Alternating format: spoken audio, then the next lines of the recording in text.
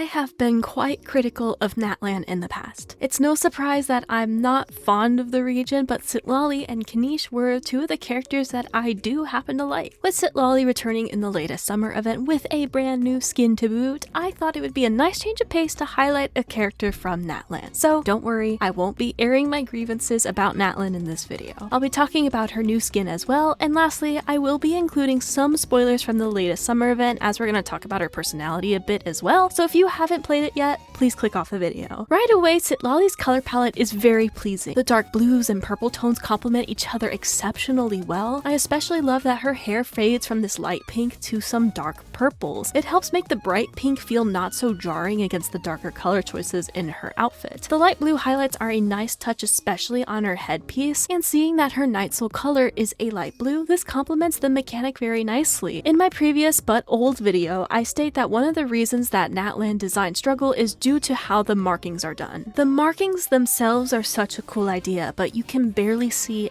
any of them on the characters. Auroron's are fantastic because the designers made his markings black, so it's easy to see. Aoife's cannot be seen, but they glow against his clothes, making a skeleton design. Citlali's are harder to see, but due to the markings being this light purple bluish combo, it does stand out compared to other characters. The markings on her face are the most visible alongside this one band on her thigh. On her skin, I noticed she had some other markings near her shoulder areas, and when you turn on the night soul marking, the one marking on her forehead also changes shape. These were just little details I never noticed before. I'm sure if you were on social media playing this game during the Natlan arc, you've heard about the night soul markings. In my opinion, there are two easy solutions. 1. Make the skin tone darker so that you can see the markings better, or 2. Darken the markings themselves. In both cases, this allows for better contrast, and thus why I think Auroron's Night Soul markings are so successful. I'd say Citlali falls somewhere in the middle. The markings could have definitely benefited from some more contrast, but she is far from last in this category. In the past, I said that I disliked the dream catchers on her head, and I take that back. I think this is one of the most unique elements on Citlali's design, and having those feathers attached to it is a nice addition. I think the long skirt is a really nice touch, even with the big slit on the side. There's patterns surrounded through the fabric, and the sash on her hip ties the top half of her outfit with the bottom half nicely, for the most part. I'm not a fan of this skin-tight leotard she's got going on. There's a lot of unnecessary skin pockets to emphasize some parts of her body, and even her one sleeve has a ton of little openings. Actually, looking closer in her night soul state, it looks like the skin pockets are actually there to show the markings, especially near her hip here. Unfortunately, the markings being tougher to see, this was an unsuccessful choice. Even so, that is not enough for me to dislike a design. I think Citlali fits very thematically with the Masters of the Nightwind. I also like that her vision is attached to her hip. It's a small choice, but so many visions are placed on the character's back, so it's just nice to see it somewhere else. I do talk a lot about the overused female design tropes in Genshin Impact.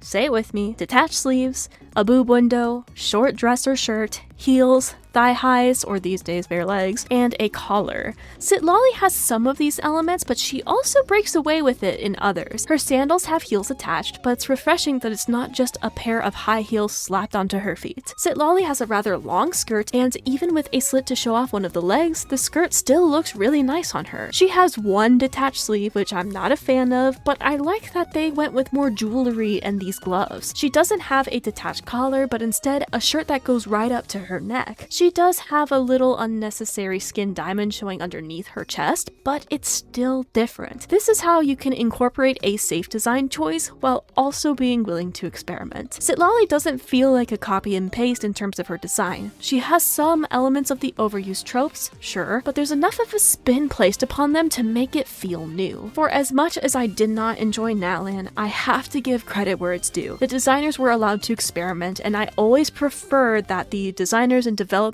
go for new ideas that might not land versus just giving us the same thing every single time.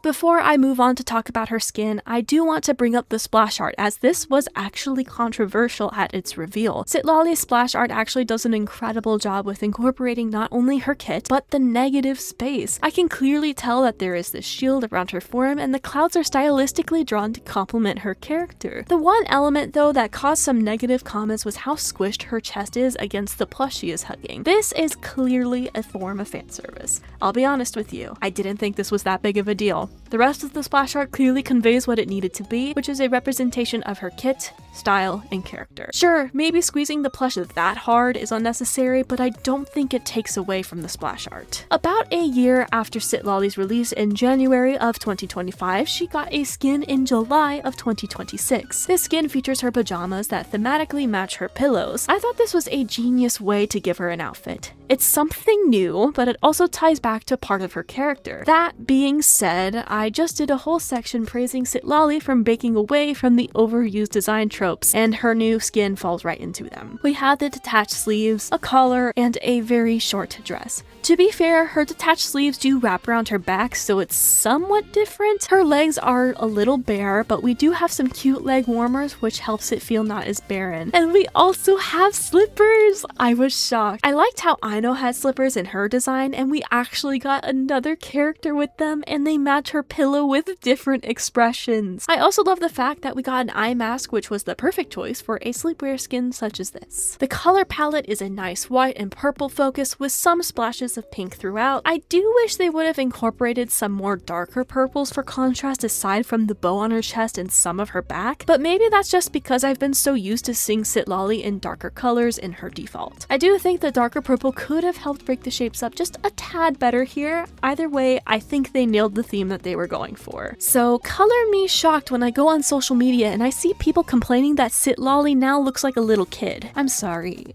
What? Yes, the outfit is very cutesy, and she does have pigtails, but I don't see it. I see a woman who wanted to wear something cute. Women can wear cute things too. Usually, I have a faint idea of how the community is going to react to certain designs, but this just came out of left field for me. You'll have to tell me in the comments what you think about this. Do you like Citlali's skin or do you dislike it? Now for the fun part. We've talked a lot about the design, but I did want to address some of Citlali's characterization, or rather, her constant mischaracterizations. She is one of the latest characters that gets misinterpreted a lot. Many players boil her down to being a part of Aether's harem, that she's only a love interest for the Traveler and has no other substance. This is a tricky situation, especially with the latest summer event, because Citlali was acting rather immature and we saw her get jealous over Sandrone of all characters, so I can understand where this mischaracterization is coming from. However, we have to address the other side of Citlali's character, and it's a side that the writers do not show enough of. Citlali is an immortal that has seen so many people come and go throughout her long life. One of her trailers, and honestly this is one of my favorite trailers, perfectly highlights this, as she refuses to remove the drawing that one girl left, no matter how much time has passed. Heck, Citlali even restores the drawing to remember her. Many interpreted this trailer as fan service due to the last scene with her and Aether, completely missing the point. When she finally meets someone, aka the Traveler, who has a long life too, it's understandable that Citlali may find herself getting attached, or finding hope again. Or, in different words, she's allowing herself to get attached knowing the Traveler isn't going to keel over anytime soon. She spends all this time alone, shutting herself out to the world around her because she cannot bear the pain of loss. She drinks her pain away and immerses herself in fantasy novels to escape her reality. Whenever I'm idle with Citlali, the voice line of her reading every light novel from Yai Publishing House seems to trigger the most. Then someone comes along who is in a similar situation to her. I actually think this development is a great reason for Citlali to have a crush on the Traveler. And yes, she acts the same way whether you have Aether or Lumine. However, it absolutely killed me that Citlali and Sandrone had a huge missed opportunity in the recent event. They both struggle to cope with loss, and it's a core part of their character. Sandrone keeps losing the people in her life that she cares about. First it was Alan,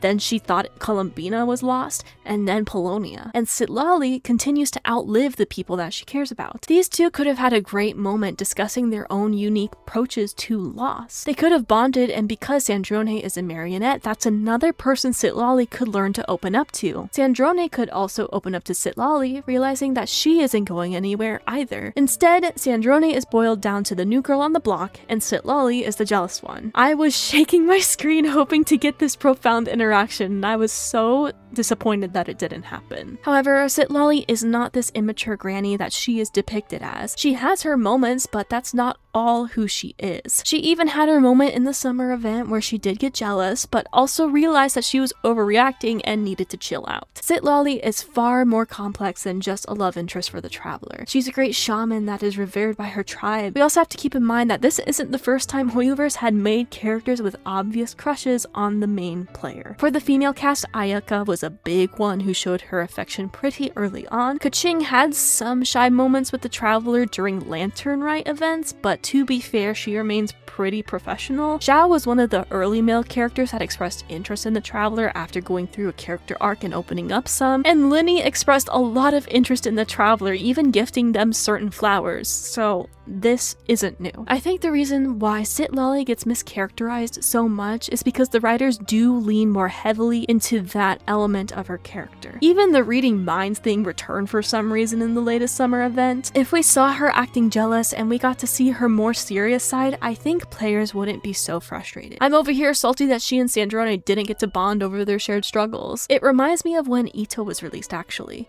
He had such an intriguing and serious character story surrounding the Blue Oni, only to be used as comic relief in future updates. He's a funny character with a great personality. I love to see him as comic relief, but there's so much more to his character than that. I do hope that whenever Citlali appears on screen again, we'll get to see the other sides of her character too. In the Natlan story quest, she was hinted to be so much more than this. Thank you so much for watching, and if you enjoyed, please leave a like and consider subscribing. If you like the Let's Discuss Design videos, I do have an entire playlist that you can take your pick from next. I hope to see you in the next one.